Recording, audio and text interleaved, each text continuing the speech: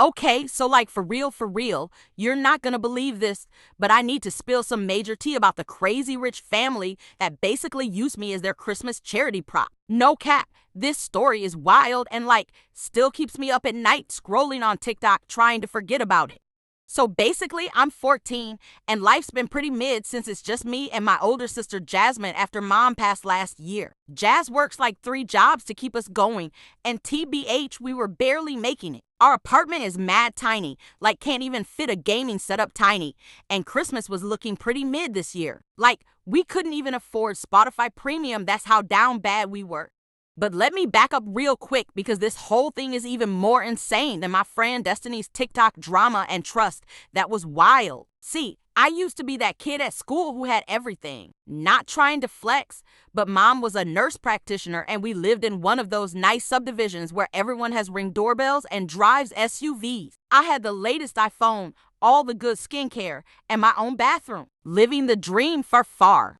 Then mom got sick, like really sick. The kind of sick where you start seeing lots of doctors and everyone talks in whispers. Jazz had to leave college to come home, and suddenly our perfect little life went from main character energy to straight up villain origin story. That's how I ended up at the community center using their free Wi-Fi to do my homework because our internet got cut off again. My bestie Tyler kept telling me I could use his Wi-Fi, but his mom's new boyfriend gives me weird vibes, so I'd rather not. That's when I met Mrs. Bradford, weird name, ick but like rich people. She was there doing some volunteer work or whatever, and oh my God, she would not stop staring at me. Like, I'm talking full on creeper status, but make it expensive. She had this perfect rich lady vibe going on, Chanel bag that probably cost more than our rent, one of those quiet electric Mercedes cars, and that I want to speak to the manager haircut but make it fancy, you know? Plus, her nails were that perfect almond shape that TikTok says you can only get when you don't actually do anything with your hands. When she finally came over to talk to me, I was legit doing my algebra homework and watching this YouTuber explain how to solve equations while eating spicy noodles. Not my finest moment, but whatevs. Are you here all by yourself? She asked, giving me these weird sad eyes that reminded me of how people looked at me at mom's funeral. I was like low-key uncomfortable, but also she smelled like expensive perfume and had an iPhone 15 Pro Max, so I was kinda interested. Here's the thing, when you're poor, you get really good at spotting opportunities. Like, scary good. It's like a superpower nobody wants. So when this rich lady started asking questions, I knew exactly what to say. I told her about mom's sad face activated, about Jazz working all the time, cue sympathetic head tilt, and about how I hadn't had a real Christmas since everything happened. I even threw in how I used to play violin but had to sell it, that part was capped. But I did watch a lot of violin TikToks once. Mrs. Bradford ate it up like it was a fresh batch of viral Korean corn dogs. Her eyes got all teary prop fake, but I didn't know that then, and she started going on about how no one your age should have to deal with all that. Then she hit me with the plot twist. She wanted me to spend Christmas with her family. Now, I may be down bad, but I'm not stupid. My first thought was literally that TikTok sound that goes red flag, because who just invites random teenagers to their house? That's literally the start of every true crime podcast ever. But then she pulled out her phone and started showing me pictures. Y'all, this house was not a house. It was giving Merbeast video vibes times 10. They had a movie theater. Like, not just a big TV, an actual theater with those bougie reclining seats and a popcorn machine. A whole gaming room with every console known to man, including the rare Pokémon Switch OLED that I'd been dreaming about. And get this, they had a pool inside. The pool was inside the house. I tried to play it cool, but inside I was literally dying. Then she mentioned Christmas presents and helping Jazz find a better job, and I was like, okay, universe, I see you. When I told Jazz about it later, she was super sus because she actually has brain cells. But Mrs. Bradford invited us both over to check out their house and meet her husband, Mr. Bradford, who looked like a finance bro but old, like he probably posts LinkedIn inspiration posts unironically. The house tour was literally insane. They had 5 Christmas trees. 5. Each one had a theme because apparently that's what rich people do. There was a white and silver one, a traditional red and green one, a blue and gold one, a pink Disney princess one, weird flex but okay, and one that was all food ornaments, which was kind of a serve actually.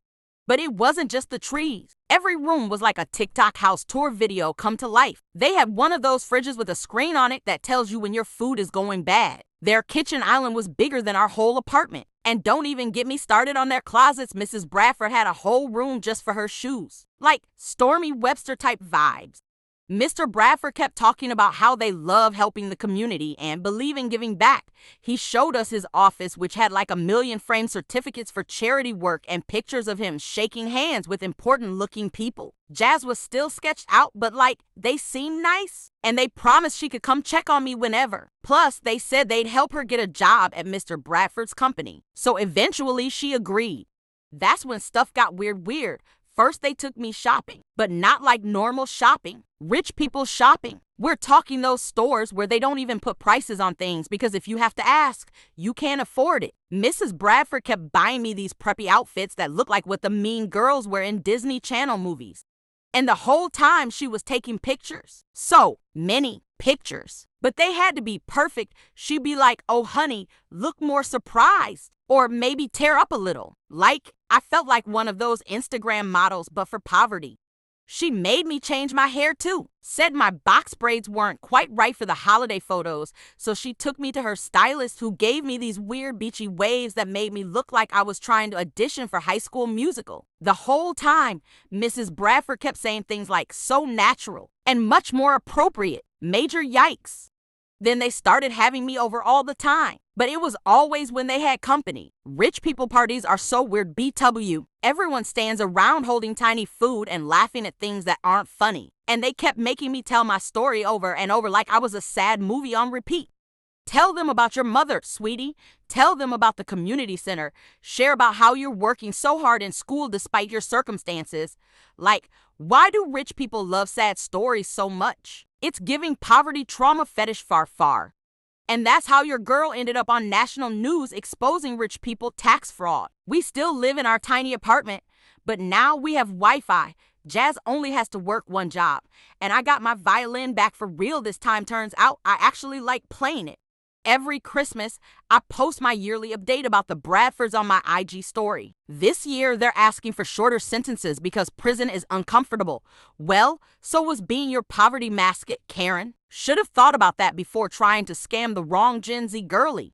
The wildest part, Netflix actually did hit me up about making this a movie. But that's a whole other story, and this TikTok is already way too long. Maybe I'll do a part 2 if this gets enough likes. No cap though, best Christmas gift ever was watching them get arrested in their Gucci pajamas. The cops didn't even let them change clothes. Straight to jail in their monogram silk PJs. It's giving karma, bestie, and that's on period. Thanks for coming to my TED Talk or whatever.